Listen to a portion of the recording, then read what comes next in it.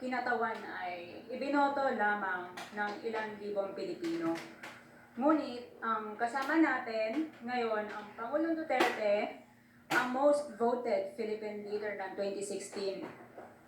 At ang kanyang anak, Vice President Sara Duterte, ang most voted Philippine leader naman ngayong 2022. I would like to manifest na gusto ng sambayanang Pilipino ang pagturok niya sa mga kriminal, durugista at NPA na terorista. Kaya sila ibinoto at patuloy na mahal ng mga Pilipino. Kaya gusto natin ng patas na hearing. Sana sinama natin dito ang libo-libong mga magulang na ang mga anak ay biniktima ng mga durugista.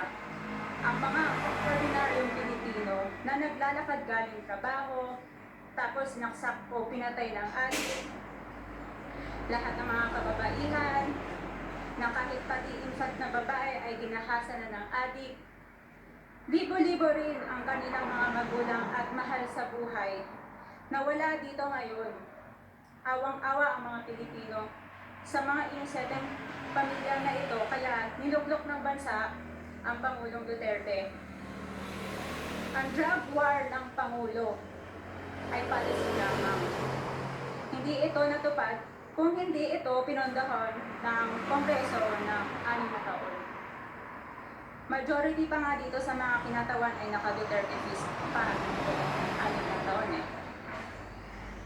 Ang Duterte Youth Party List po ay patuloy na naninindigan sa Pangulong Rodrigo Duterte at pangalawang Pangulo, Sara Duterte, na naglingkod ng maayos, dumurog sa mga durugista, kriminal at NPA na terorista para proteksyonan ang milyon-milyong Pilipino.